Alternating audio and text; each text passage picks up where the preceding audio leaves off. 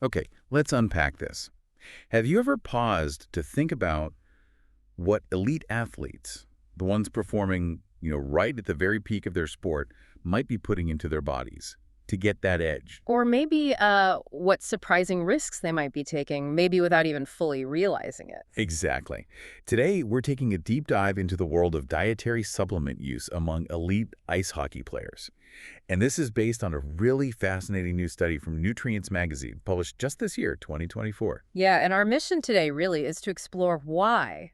Why do these athletes turn to supplements? And also, what are they taking? Because the variety is, well, it's pretty wide. And maybe the most important bit, their attitudes about the risks, especially, around anti-doping stuff. Right. And what's really interesting, I think, is how their trust or maybe sometimes their lack of critical thinking about information sources kind of shapes what they actually do. And we're drawing these insights directly from focus group interviews. These are with male elite ice hockey players in Norway, so we get this unique firsthand look at their motivations, their daily habits. Mm-hmm. And this isn't really just about hockey, is it?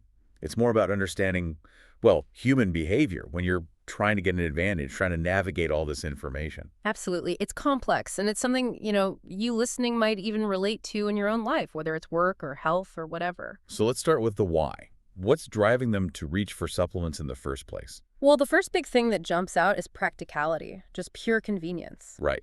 Because a lot of these players, they're not full-time pros necessarily. They're juggling jobs, maybe studies, plus intense training schedules. Exactly. So supplements become almost a time saver, a way to get nutrients in without having to prep big meals constantly.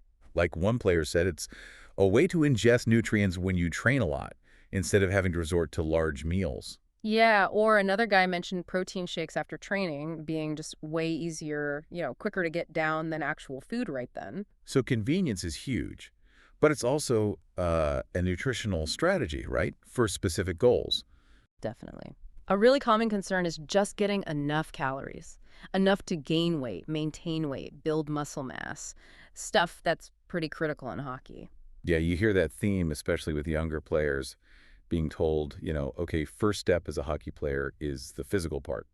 Get bigger, stronger. Mm-hmm. And that often contrasts with older players who might be told, okay, maybe don't put on more weight now.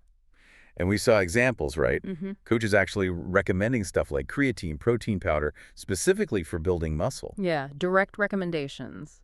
And then there's the pressure to maintain an ideal weight for your position. Right, like one player talking about needing strength for physical duels versus another needing speed and endurance. Or another guy saying, you hear about it pretty quick if you gain too much weight. And it's interesting, there's this sort of disconnect. They often say food first, but their actions, well, they show a real reliance on supplements. Like the player who talked about eating less food but then using a protein shake to make sure they still got the protein they needed, just with fewer calories. It's strategic, but is it optimal? And it's not just weight. It's recovery, too, and general health. Mm-hmm. One player felt supplements helps with recovery. Another felt generally healthier, less sick when taking a whole range. Multivitamins, omega-3, vitamin D, even PWO, proteins, creatine, zinc, magnesium. Wow, quite the cocktail. Yeah. And, connecting this all together, these specific needs, not enough time, the physical grind, needing to recover fast, it pushes them towards these quick fixes. Even when maybe deep down they know food first is the ideal. Right. So it makes you wonder, are they truly meeting their needs long term or just like plugging the gaps because it's easier? Okay, so that's the why. Mm-hmm. But maybe things get even more interesting when we look at what they're taking and how they think about the risks involved. Mm-hmm. So what are they actually taking? The study found a pretty wide range, didn't it? Oh, yeah. It's broad. You've got your standard vitamins and minerals, C, D, multivitamins, magnesium, iron, zinc, omega-3, electrolytes, that kind of stuff. The basics. The basics. Then the typical sports products, whey protein, other protein powders, gainers for weight, sports drinks, energy drinks. Okay. But then you get into what they call ergogenic substances. Basically stuff specifically meant to boost performance. Like what? Things like beetroot powder, beta-alanine, creatine, which we mentioned, caffeine tablets. Right, and then those mixed products like pre-workout, the PWO stuff. Exactly, which is often a mix of several of those ergogenic things. So it's not just about filling nutritional gaps. There's a clear drive for performance optimization. Absolutely. That mindset is really strong. Like one player said, you always try to optimize no matter where you are in your career. A continued quest to improve, as another put it. Yeah, making sure the body must be as prepared as possible, trying to lubricate it as much as possible. It's constant tweaking. And you see it with things like the PWO before heavy lifting, or that description of beta-alanine, feeling warm inside, fired up, getting a little more pump. They feel a difference, or believe they do. Yeah, there's a tangible perception of benefit there. So, okay, this drive to optimize is understandable, maybe even admirable in elite sport. But where does risk come in, especially with anti-doping? The study mentioned a kind of lenient and ignorant attitude. What does that actually mean? Well, it manifests in a few ways. First, there's this huge element of, well, blind trust. Blind trust in who? In coaches, team doctors, physios, basically the support staff. Athletes pretty much assumed that anything recommended or getting by these people would be safe, already checked. Like that one player who just said, if the doctor gave me something, I would have taken it. No questions asked. Exactly. And it extends to teammates, too. There's a lot of trust within the team. Guys often just buy what their teammates are using. Creating this sort of common understanding of what's supposedly safe. Right, and even looking up to, say, NHL players who might endorse brands. The thinking is, well, if it's good enough for them, it must be okay for me. Mm-hmm. Yeah, I can see how that happens. Mm-hmm.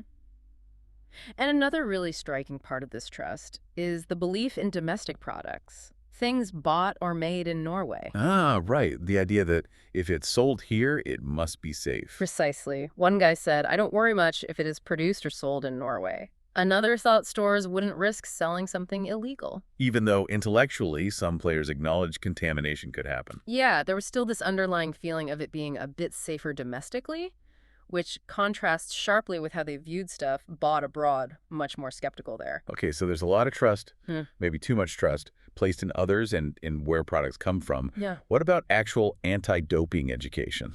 Well, this is where it gets really concerning. They had mandatory e-learning about anti-doping, Ew. but they pretty much admitted doing it just because they had to, ticking a box, not really engaging with the content or out of interest. So did they actually know how to check if a supplement was safe?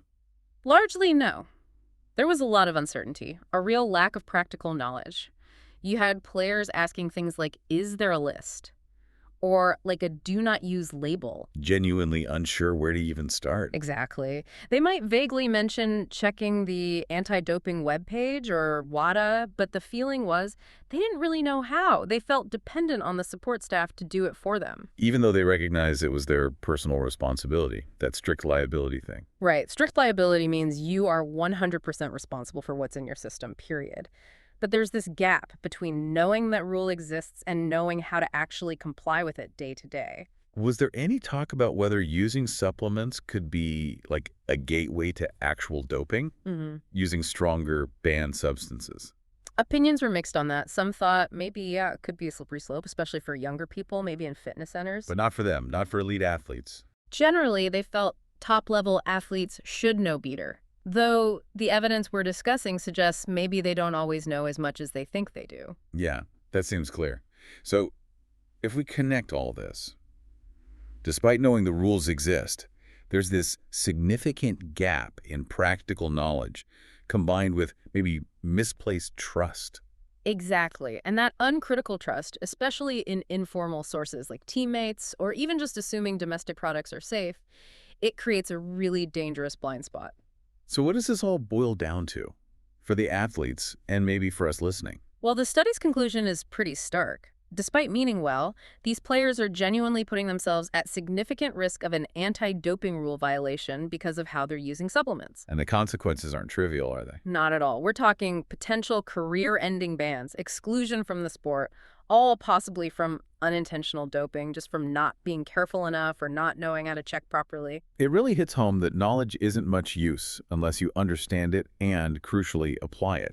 Just doing an e-learning course isn't enough. Precisely. There's a huge difference between just being aware of a risk and being actively equipped to manage it. So for you listening, what are the main things to take away from this? Well, first, I think recognize the why. Athletes use this stuff for understandable reasons. Time pressure, recovery needs, performance goals. It highlights the intense demands they're under. Okay. Second, and this is maybe the big one, question your sources. Seriously.